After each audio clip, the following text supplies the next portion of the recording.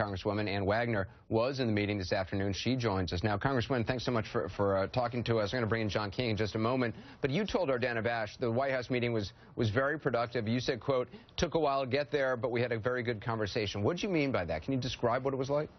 Well, it was a very useful discussion, and the first time that we really sat down in a frank and open way with 18 Republican leaders from the House, with the President, the Vice President, and the Secretary of Treasury, Secretary Lew, to talk about a path forward here.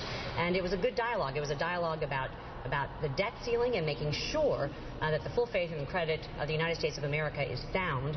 And so we put a temporary extension on the debt ceiling.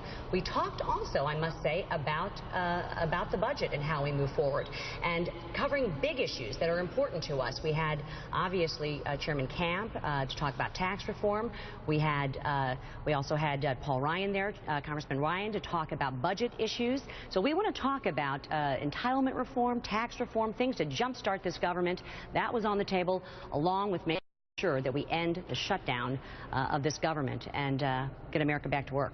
Is it still a position of House Republicans that the Affordable Care Act has to be, that has to be on the negotiating table as well in order to end the shutdown?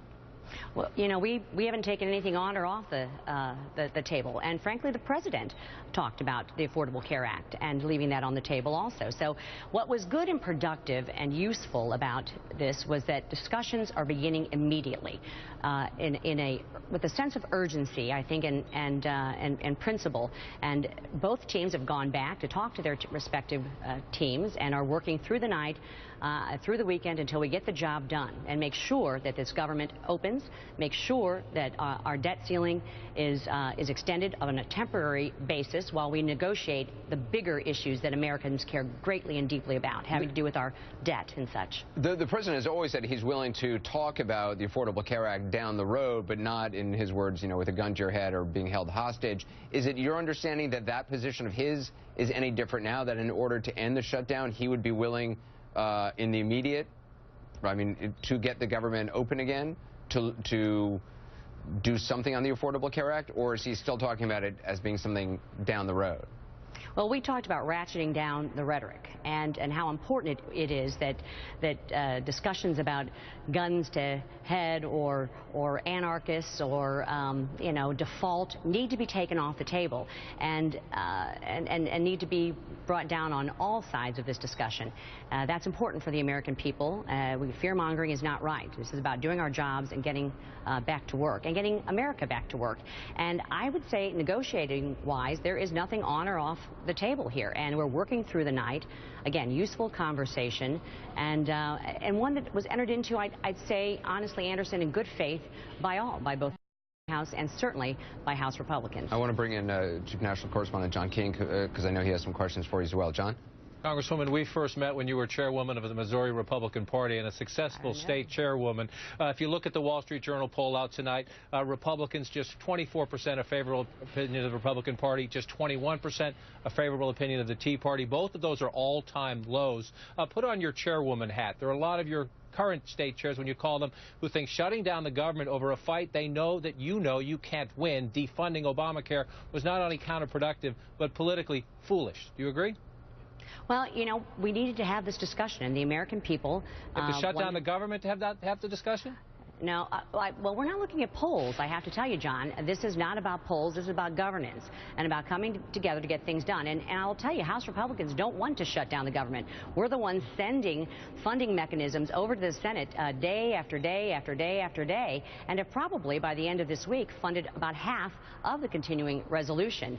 So this is important work that we're doing. Now, it seems to be dying at the feet of Harry Reid at the moment in the Senate, but we continue to fund the government, and we'll continue to do the work. I'm hopeful. But Congresswoman, the President did win re-election. Obamacare was litigated in that election. Well, let me ask it this way. For children watching tonight, maybe high school students, maybe elementary school students who are looking in their civics books trying to find out, why does it work this way? You have 535 members of Congress, and this is a rough estimate, but about 35 to 40 members of the House, 5 or 6 members of the Senate in the Republican Party. Why should fewer than 10% of the Congress get to essentially stop the works? They're not stopping the works. We're listening to our constituents, and we're doing the work that's important for us back home. We care a great deal about what happens in the future and not shutting down the government, making sure that the $17 trillion in debt is dealt with, and that we do big picture things and big issues. And that was a lot of what the discussion was tonight, talking about how we move into entitlement reform, tax reform, growth mechanisms. You know, when I think about my district in St. Louis, Missouri, I think about that single mother of two who's trying to make it to the 15th and 30th of the month. I think about that small business owner that's worried about health care and the fact that maybe the exchanges aren't even working for them right now, or about the costs are going up. I worry about that elderly couple that looks at the debt and wonders if the American dream is going to be there for their grandchildren. This is what's on our minds. We went with a good faith effort. I think we're coming together. I thought, again, a very useful and productive conversation. But this isn't about polls or punditry. This is about governing and getting things done. Congresswoman, you said that you know, a small group of House Republicans didn't stop down the works, but the government was shut down. I mean, people have been furloughed. 800,000 people aren't getting a paycheck. So in that sense, I mean, it has stopped the works. Well, you know, I would say that frankly, the Democrats in the Senate have been a major portion of the government shutdown. But at the end of the day, this isn't about assigning blame. This is about us doing our jobs on behalf of the American people and coming together to govern. And that's certainly why I'm here. I'm a new freshman. I've been here 8 or 9 months, and the dysfunction is wrong. And it's not solution-based. It's not moving things forward. But tonight, I must say, we're pleased that the president would sit down finally with us and begin to talk in a useful and constructive and good faith fashion. Congresswoman Wagner, appreciate you being on.